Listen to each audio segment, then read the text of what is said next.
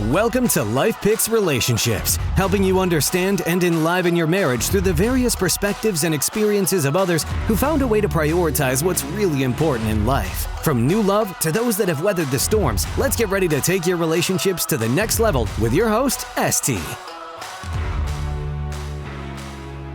Hey Life Picksers, hope you're having an awesome day. First off, I want to thank you for sending in all your marriage questions.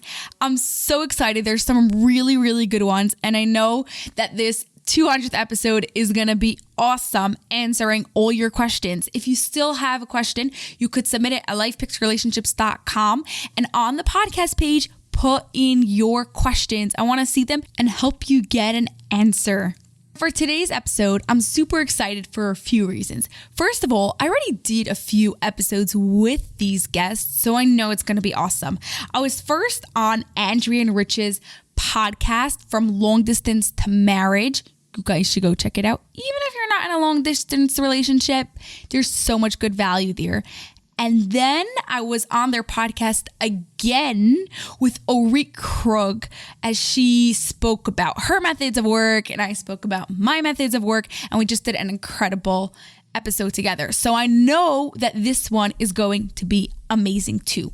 Orit Krug is an award-winning dance therapist, licensed creative art therapist. She's the founder of Mind Your Body podcast and hosts a popular free online program called Wired for Love. I'm going to put all the links in the show notes. That way you can go and find all the information you're looking for, because I am certain you are going to want to look up more about both Aindrea and Rich and Orit Krug. Now, this episode is going to be a little different. First of all, you'll probably want to watch it on YouTube, Life Picks Relationships, because there's going to be a lot of movement and we're just going to be doing things. So you'll be able to see so much more if you see it on YouTube. If not, if you're doing it while you're driving, totally fine.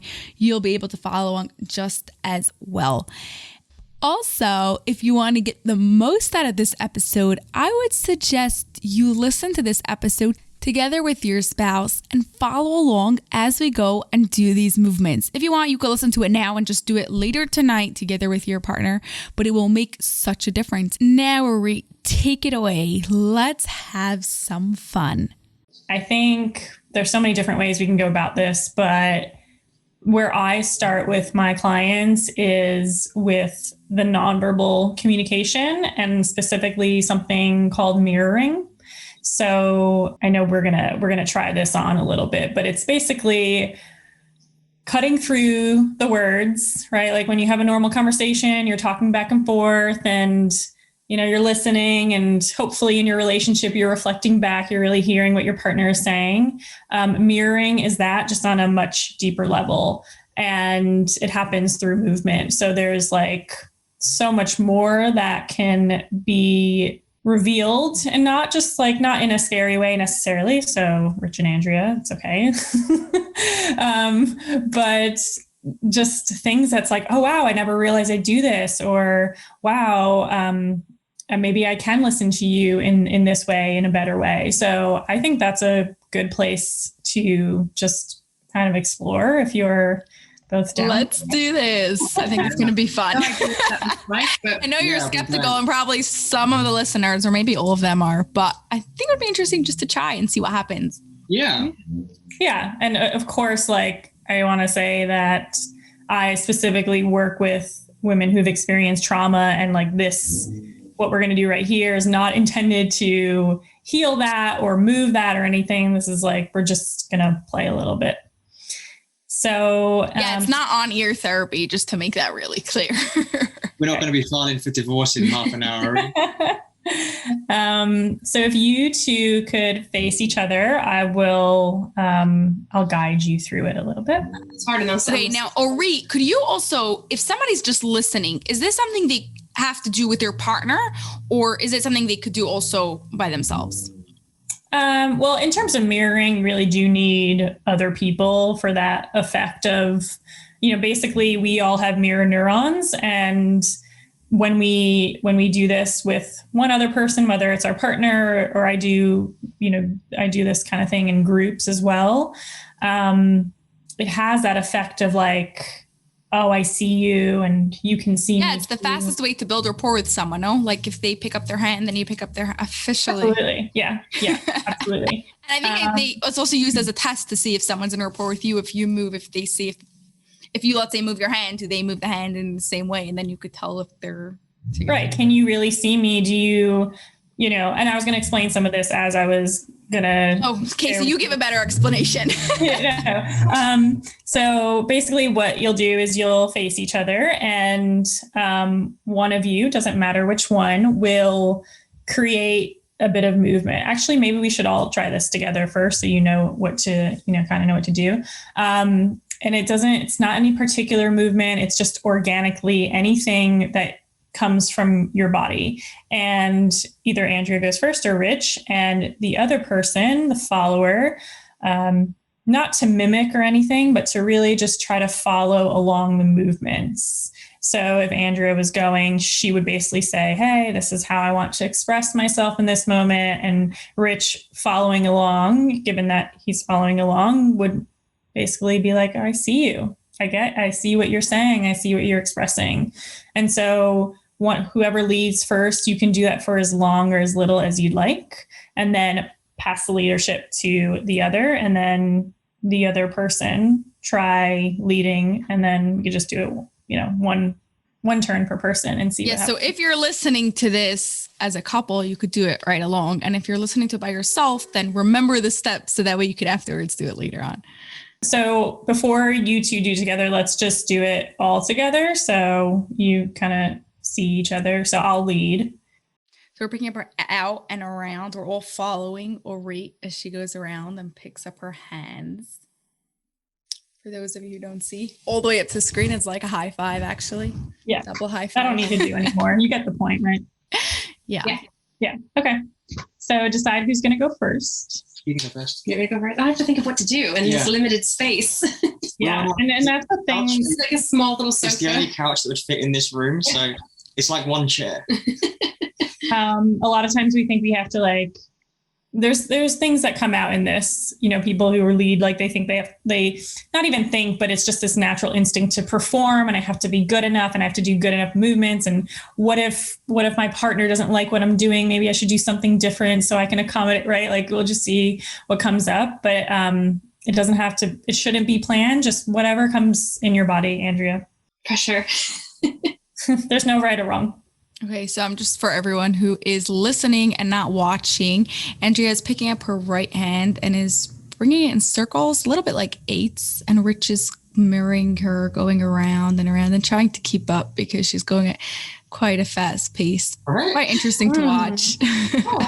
Actually, it's reminding me that the eights are really good for the brain, connecting both your right and left sides of the brain. So cool that you picked that. I'm getting it a bit. It's just like an advanced wax on, wax off. Yeah. But I feel like I'm looking at it in reverse. Well, you are. It's weird. But it's a mirror. I know. It's strange. So you're looking at her eyes, not at her hand? Oh, I'm looking at her hand. Okay. Yeah, no problem. I'm just asking. Where should I be looking? At my hand? Yeah, at her hand. There's no real rules, I think, right?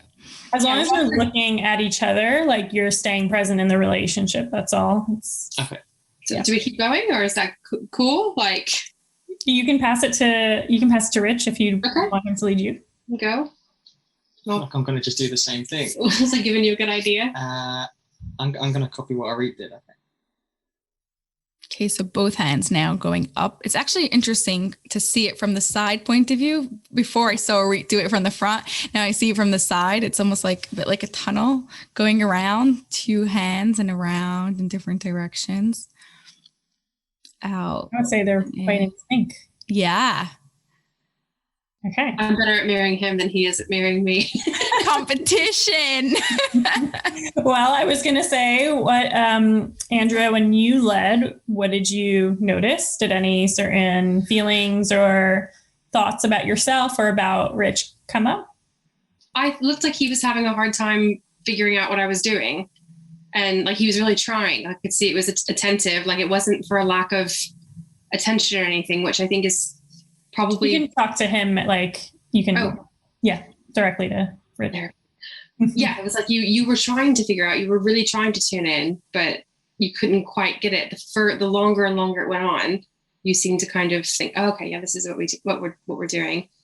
Even though I was doing something quite like literally just repetitive, whereas you were doing stuff that was like, you kind of were changing it, which makes sense because I feel like sometimes, I was actually thinking this is mad. Like sometimes I'm telling you something, it's like, I'm not saying it right. You're trying to listen or trying to understand and can't always get it right away. And I always wonder, am I saying this wrong or is he just on a different frequency or something? Not necessarily an argument, but just me trying to express myself. Like, even if I'm really excited about something, I talk really fast and I'm like, da, da, da, and he's just like, what? Mm-hmm.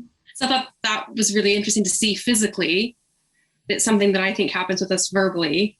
Okay, that's amazing insight. But before anything else, Rich, how about you respond? I haven't got anything that insightful. I was kind of more focused on my hands.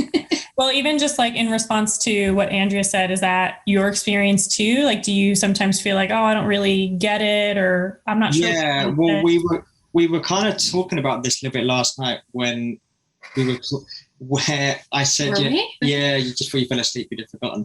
But can't talk to me when I'm about to go to sleep. It's not trustworthy. She said to me, "What's it like to be you?" Oh, he said something really. We were watching TV and we were watching The Office, and there's this episode where they said you've got 1 minute, and then he turns the hourglass over. But she says no. She said not the hourglass, and I said, well, that's a minute glass, because he said you've got 1 minute.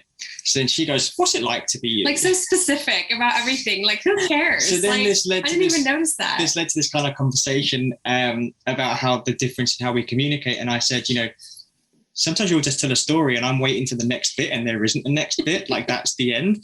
And or I'll go to a different train of thought. Yeah, it's like there's not necessarily a point. She's just telling me, and I interpret that as like, that's quite nice. Like it's you see me as someone where you can just say, this is on my mind. Here you go. Let me share it with you. But I think the way I would communicate, or I'm used to communicating, is this is going somewhere, and I'm either just looking for feedback or help, or I'm just informing you. But whereas I share, it would be like, I spoke to so-and-so today, and I'd be saying, and then this happened, or we've arranged this, but you just spoke to so-and-so today. It was nice. Yeah. So, so it's that more like, yeah, that makes sense. Like, reminded me of that. Yeah, like I'm saying that because as far as you saying, sometimes I'll be on a different frequency or not. I'm asking, okay, now what? Right. That's kind of. Sometimes I just have to share for the sake of sharing. Yeah.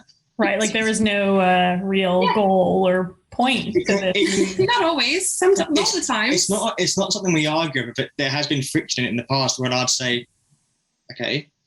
And then you go, what? I thought you'd want to know. It's one of those kind of things.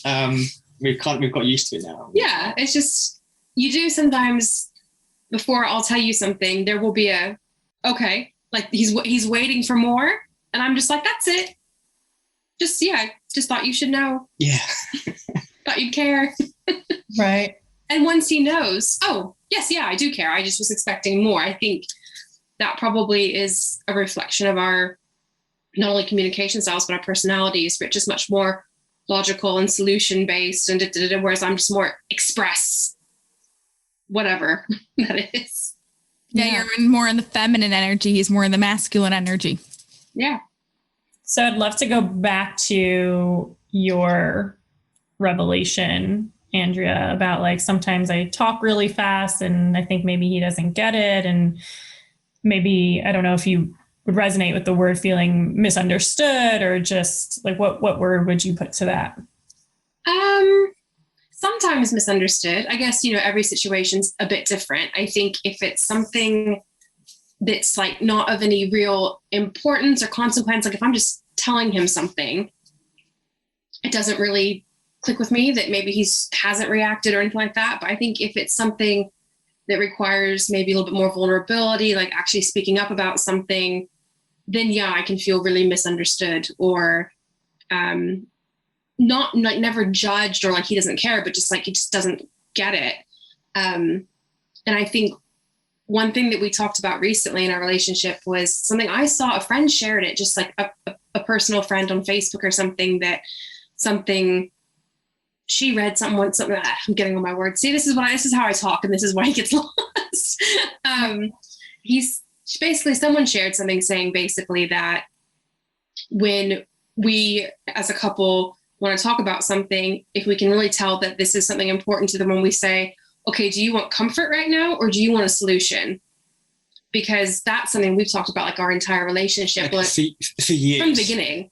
It wasn't even verbalized until recent years. Yeah, it was kind of like I'd come and maybe I just needed to vent, or someone hurt my feelings and I just needed to talk about it and have someone listen. And he'd come back with, okay, well, what I would do is this, and maybe you could try that. Like totally helpful, but like, okay, I don't need that right now. And it was like, oh, okay. But because I don't know if it's a male female thing or not, but it's just what I've been used to. And if friends come to me and say this, we would talk out a solution to it.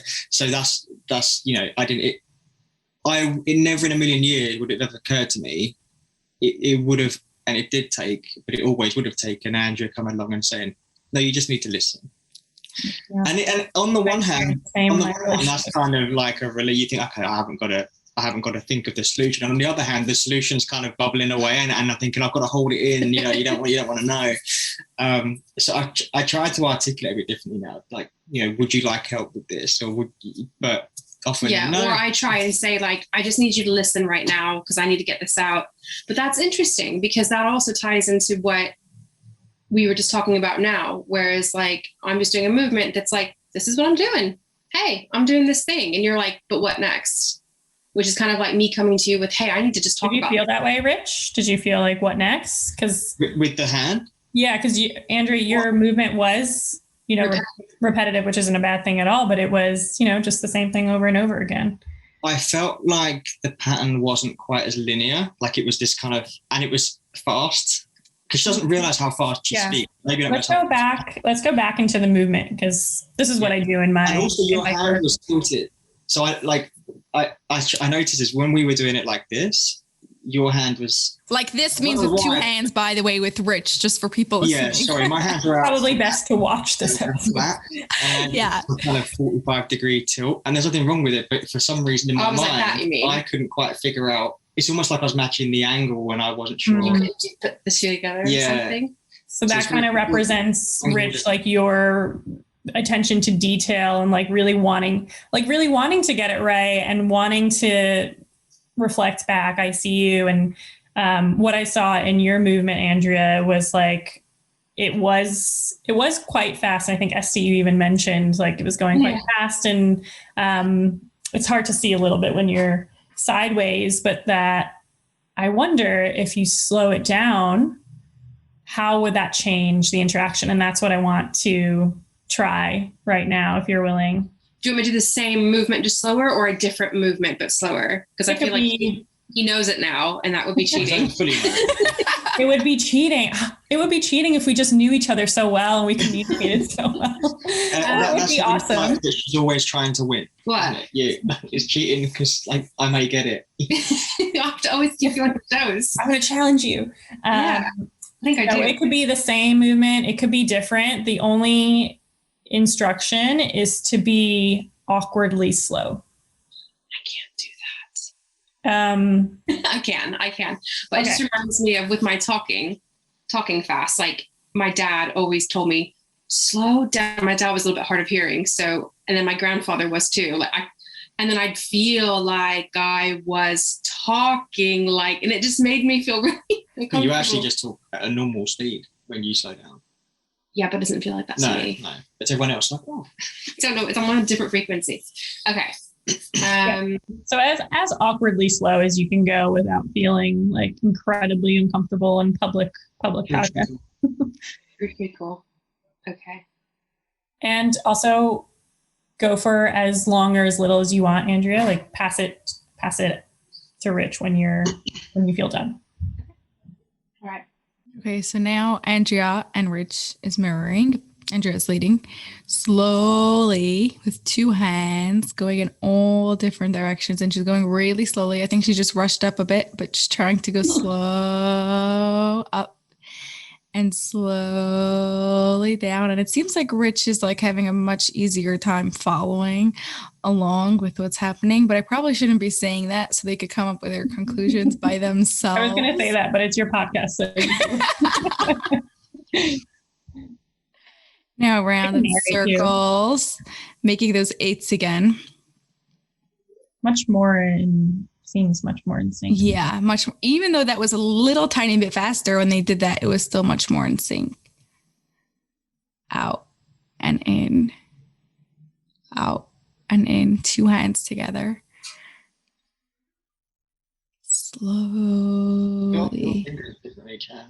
Oh, thanks. Oh, look at you. You went to take the piss out of me and you lost your rhythm. I'm looking at your pinky pointing out on one hand. I've got a thicker ring on this side. Okay, you but it's that hand.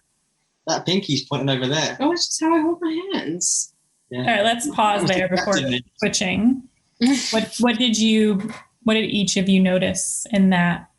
Was that different, and how did it feel? I had to keep reminding myself to slow down.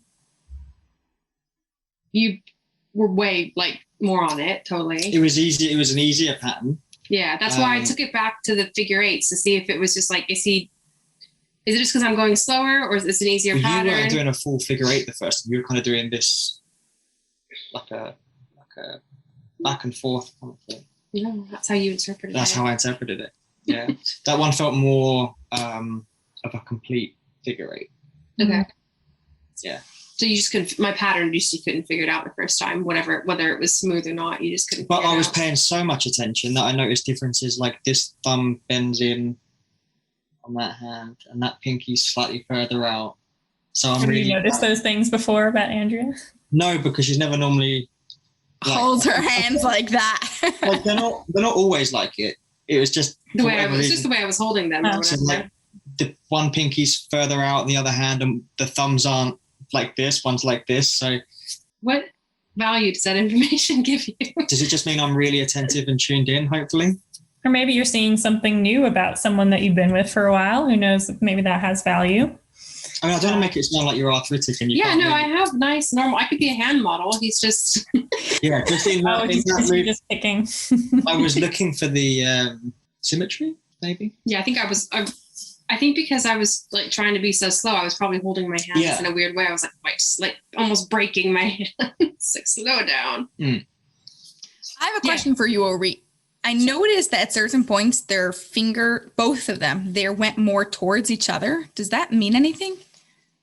Well, let's ask them. Did you notice that? Did you notice? No, does it mean they're more in rapport with each other? They're more connected with each other, or not especially? They started more straight, and then they moved. Both of them moved in. I felt almost subconscious. I mean, I was aware of it, but I went kind of like Ouija board. You're aware of it, but you're not doing it on purpose. The more in sync we were, the closer our hands were physically getting. Did you think that? Yeah. Well, at first, because both of our hands were in front of our eyes, you kind of have to look through my hands to see what Andrew's hands are doing.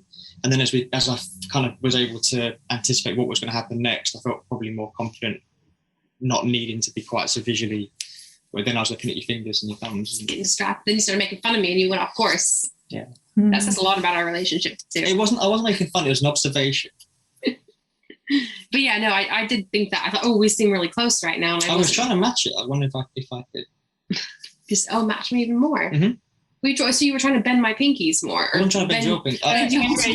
You see it as making fun of you, and Rich, your intention was to be as close and as in sync. That is indicative of a relationship. You think everything is I wasn't necessarily trying, but I was aware that mine weren't doing it, and should I try and do it? Yeah. It's because you say things and they're like, oh, your pinky's bent, and you kind of chuckle. It's is that, are you teasing me? What are we doing with that information? I have the view, if you're going to do something, do it properly. Your poor hands are so dry. I know, they're completely dry. Winter. Has been in your relationship, where, Rich, you maybe make humor of something, but it's with the intention of getting closer to Aindrea, and Aindrea, you see it as something that's more making fun of you, or just not the opposite? Yeah, that happens a lot. I don't know if it's necessarily always humor though. Sometimes I think I can very easily feel criticized, and not just by Rich, like just me as in life as a person.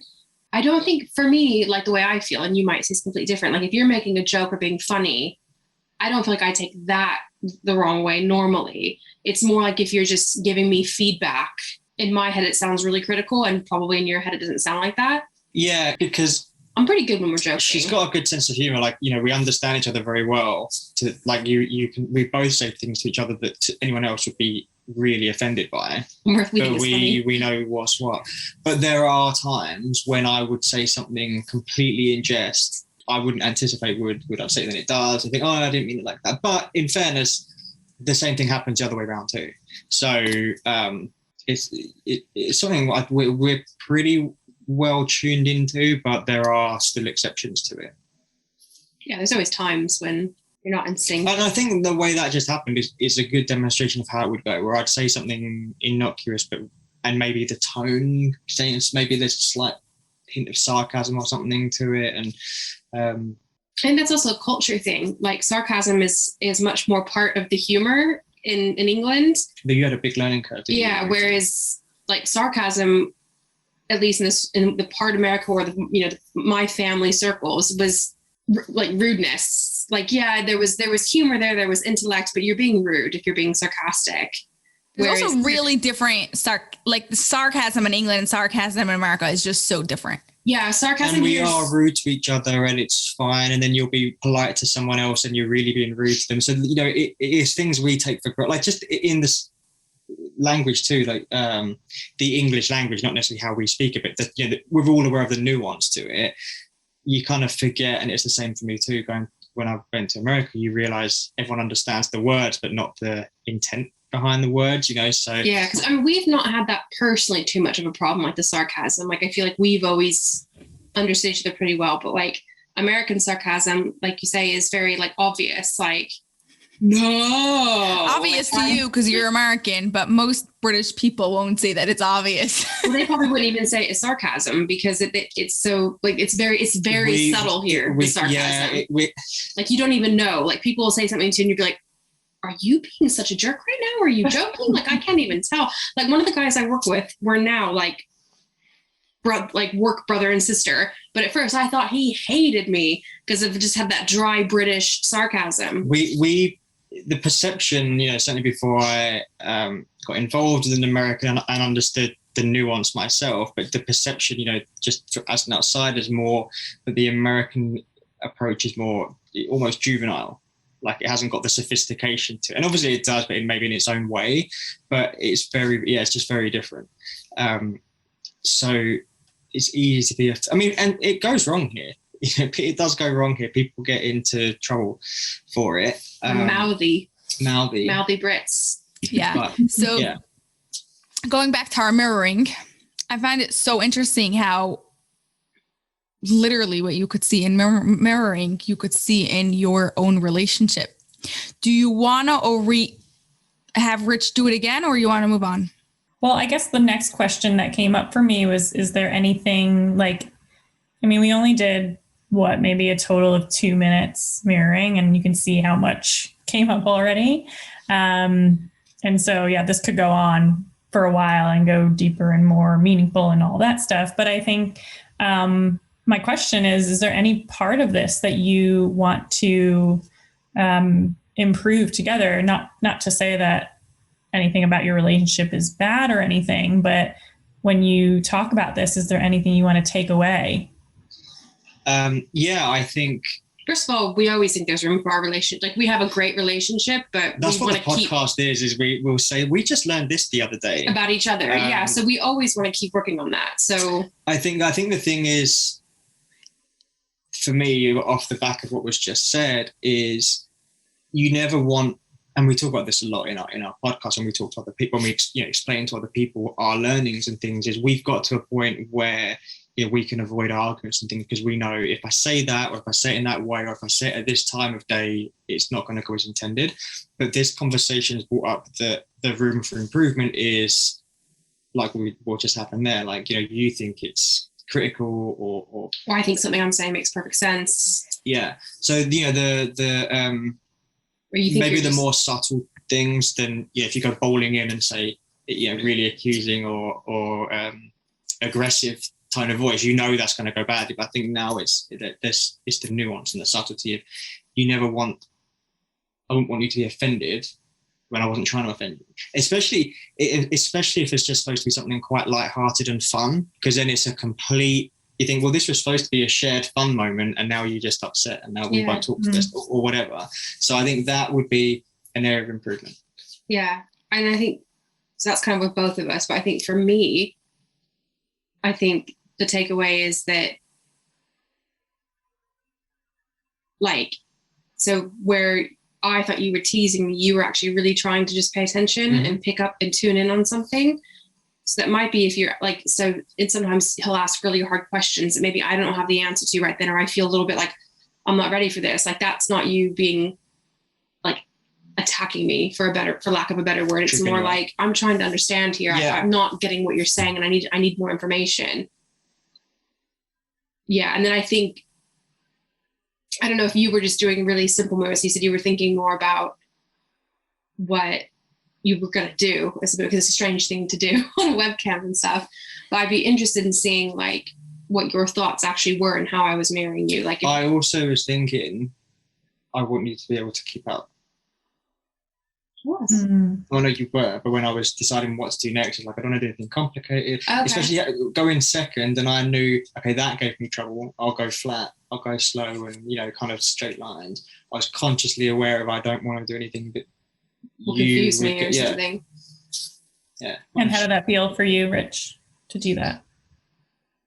Felt fine. I don't know.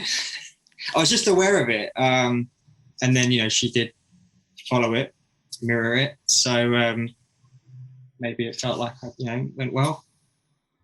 I think that shows a lot about your character and about your relationship. But I'm just curious, like maybe to do another time, if you do it for longer or something, how, like Orit said in the beginning, not to think of the other person and do what you want, see what would be then.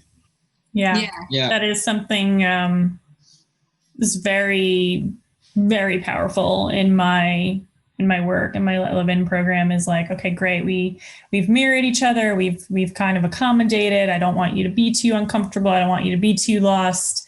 And then I kind of add a challenge of like, well, try not to accommodate, try to do what you want and see what happens.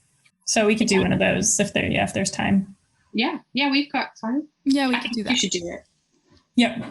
Yeah, with Rich doing it. Well, because that's the hard thing. We're a little bit limited on space. Is like, that's what I did the first time, was because I think neither of us had done it. It was just like, right, I'm going to do my thing, and this is what I want to do. And it was harder for you to keep up. The second time I was like, okay, I need to be slower. I need to be more accommodating. And then he did better. So maybe you do it. No, I want you to do it. No, we want to see. She did it already the second time and doing it the other way. Now it's your turn to do it the other way. Right. He's also very performance anxiety. He doesn't like being if he'll say something funny. I overthink it. I'm not your performing monkey, is what he says.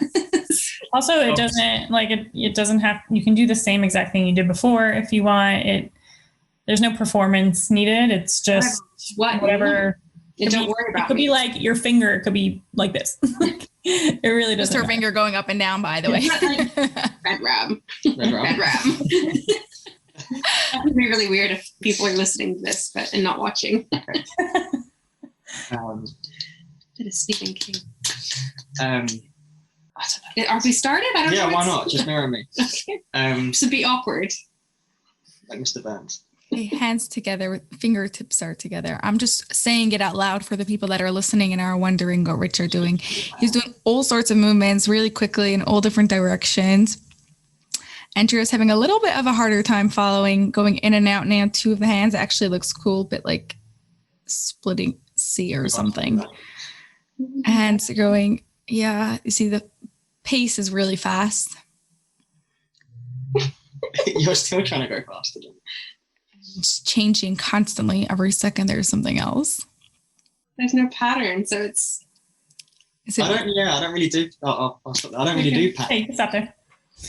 Like I draw like that. Like I'll just scribble, and then I'll see something in the scribble, and I think, I'll do another scribble next to it, and that's kind of what I was doing there. When he's on the phone with customer service, they're literally on the back of an envelope. There's just like cross-hatch changes, and then a random bird. Yeah. So how did that feel for you, Rich? Do you feel like you were doing your own thing? I know there's... Yeah, I did. Yeah. It felt quite more loose, I guess. And then In a good way? Like, yeah, like it felt, because I don't, I would never normally do something like that.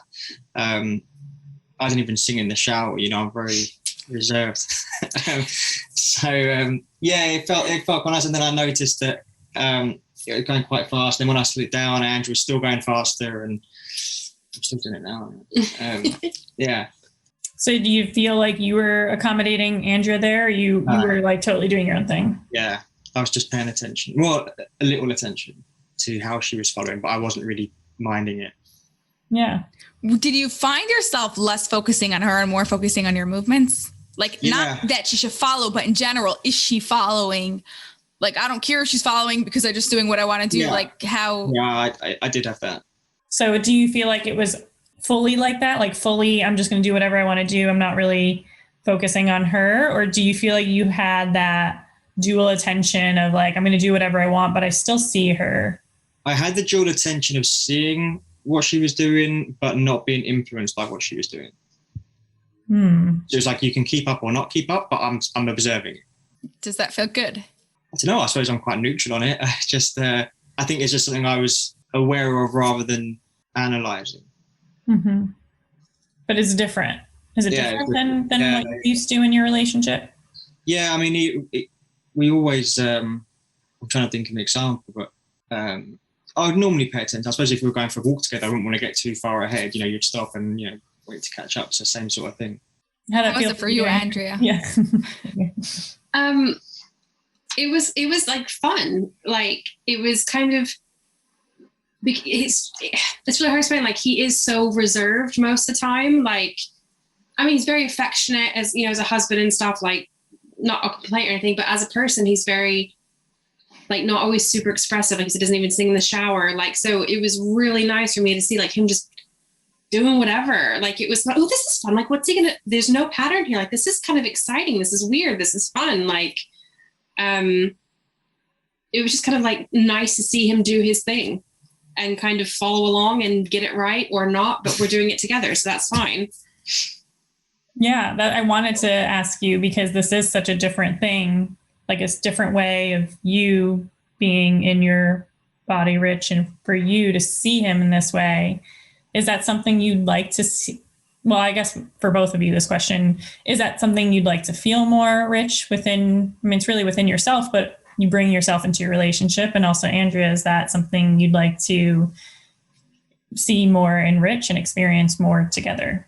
Yeah, I think, and I guess it's like two different types of things. Cause like, I see this as like being in your body, but also being expressive. And I think probably in terms of being comfortable in your body, probably Rich is much more comfortable as a human in his body and stuff like that.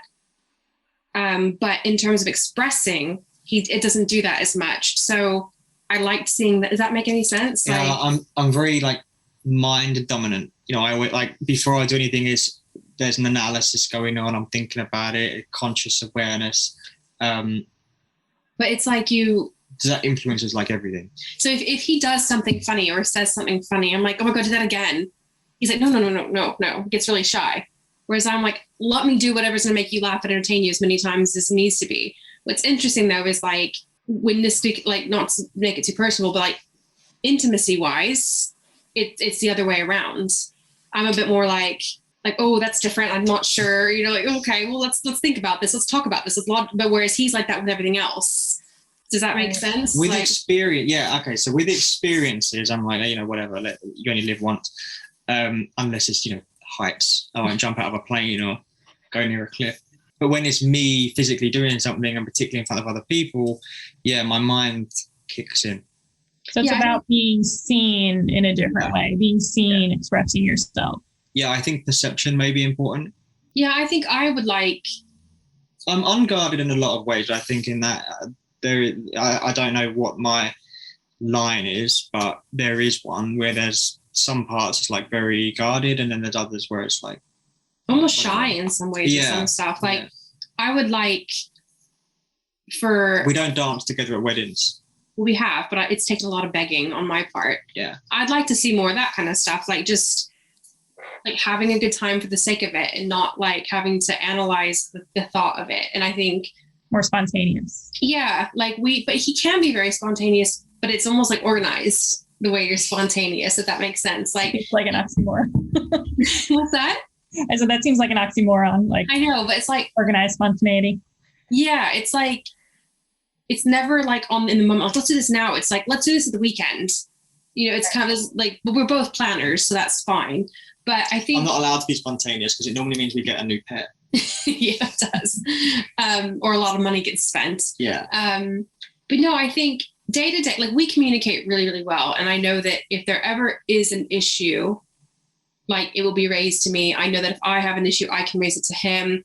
But just like day to day little feelings and stuff, like I'd like you to express that more to me. Just like when I tell you I talked to so-and-so today, the end, like I'd like more of that just because. But so then I come back to the original. Yeah, that kind of like, just because that's me. That is the definition of my existence, just because. But then I think seeing you just doing your thing and then me just kind of like following along and maybe not getting it right, but like we're doing it together. I think it was like, I trusted your leadership. Like it didn't really matter what happened. So I think like sometimes if there's something that we want to do like financially or like investment or so that I can be really like concerned and really don't want to do that, a little bit worried about it. Whereas it's more like, well, he's doing his thing and he kind of seems to know what he's doing. So maybe trust that more, like, which I try to do more anyway, like try not to say no to stuff just because the idea of it scares me, whether that's starting a podcast or, you know, like whatever. Does that mean, you know what I'm trying to say? Like, I think I've tried to be a lot better, but I'm not just to say no to stuff because it scares me, but just seeing like, you doing your thing. Like, yeah, it's cool. It's fine. He seems to know what he's doing. Like how you do the figure 8 in that moment with your hand. Did I do it again? You did it. I was going to ask if there's significance to this. Well, it means infinity, doesn't it? It's like the symbol, like You're going to live forever. Significance to this, like yeah, like what that is her go-to movement. I don't know. I mean, maybe not. I don't think we would figure it out in this moment. What if something you're comfortable with? What, 8 times a day doing a figure 8? Yeah. I think it was also really interesting to see Rich. He seemed from an observer's more perspective, much more open and much more relaxed almost. Like, yeah, even the way you're sitting right now, like it just seemed more. Yeah, he's back out, leaning, not as much tense and nervous as he was in the beginning. And I think that just because will be good for both of you. Yeah, just because. Yeah. Just because. Yeah. Yeah. Nice. No, that was really, like, I had no idea exactly what, we've spoken to you guys both multiple times, so I didn't know what it was going to be like, but I didn't think that I'd kind of get so much insight out of just doing a couple movements. Like, that's really, really interesting. And I think so cool. Yeah. really Okay. So before I ask you our final question, you want to tell us where our listeners could find you. Where you want to go first? Yes, so our podcast is called From Long Distance to Marriage, and it's on all the usual podcast places. We're on Instagram and Twitter at, I say this carefully because everyone mishears it, Mr. Mrs. Distance. Everyone thinks it's Mr. and Mrs. Distance, but it's not. It's just Mr. and Mrs. Distance. And our website is longdistancetomarriage.com, and we've got a blog and the podcast episodes are on there and all that. So, yeah, those are the 4 main links that we've got. Amazing. What about you, Orit? I would love to send your listeners to my free Wired for Love training where they could learn more about this. Like if this was as intriguing to you as it was for Rich and Aindrea, and, you know, just all of the revelations that came out in such a short time, and you'd like to learn more about that, my free training is at wiredforlovetherapy.com. And you can also just find my website at oritkrug.com. Amazing. Okay, so for our final question that I ask everyone, if you could each give me an answer, that would be amazing. How would you describe an extraordinary relationship without using love, connection, or intimacy? Like a specific relationship, you mean? An extraordinary relationship. Imagine an extraordinary marriage. What would be the ideal? Like, how would you describe that? And what are the words we can't say? Love, connection, and intimacy. What if you two do it in movement? Ooh. Then you wouldn't have to use any word. I think respect would be a defining word for me. Trust also, but I think trust. I don't think trust would be there without the respect. So I think if I had to distill it, that would probably be the word I would choose, because I just think so much flows from respect. Like you said before, like leadership and trust in judgment. I think the words we're not allowed to say equally would come from there too. I just think if you haven't got respect, there's nothing there. So I just did it. The words you can say too. He cheated again. They're all in there. Tied in together. Yes, I'm always concerned about him cheating. I think if you not cheating. I think if you haven't got the respect, nothing else can be there.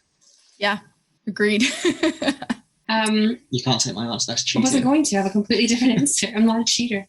I think it's genuinely being best friends first before all else, and the rest of it comes. And like, not necessarily to say like you have to start out being best friends, but in the present, in your relationship, it's being best friends and everything else will fall in place. Yeah, it's super important. What about you, Orit? I would say, so I felt into my body to answer this question, and I would say like safety, like really feeling safe, but not in a way of like, we don't do anything out of our comfort zone. As you can see, I'm not about that. But like just a feeling of, it's almost indescribable, like safety. And I think it's safe to just be. Yeah, just be yourself. Yeah. What's your answer? My answer, I Mr. asked everyone this question, and I don't think I ever got that back. It's interesting. I think that an extraordinary relationship is about growth and about constantly wanting to make it better. Then it will just go from bad to good, extraordinary, and get to extraordinary. So that's I agree with that. All good answers. Yeah. Well, thank you so much, guys. This was so much fun. I did not expect so much out of a few minutes of just moving hands, and can't wait to see what else will come out of doing more of this. Thank you for trusting me. I've never done this before on a podcast, so that was incredible. That's all for this episode of Life Picks Relationships, and we have a huge favor to ask of you that will not only support this show, but also give others what they need to take their marriage to the next level. We're striving to have 1 million downloads per episode by December 31st, 2025, so please share it with your family and friends so they can turn their relationship into an extraordinary one.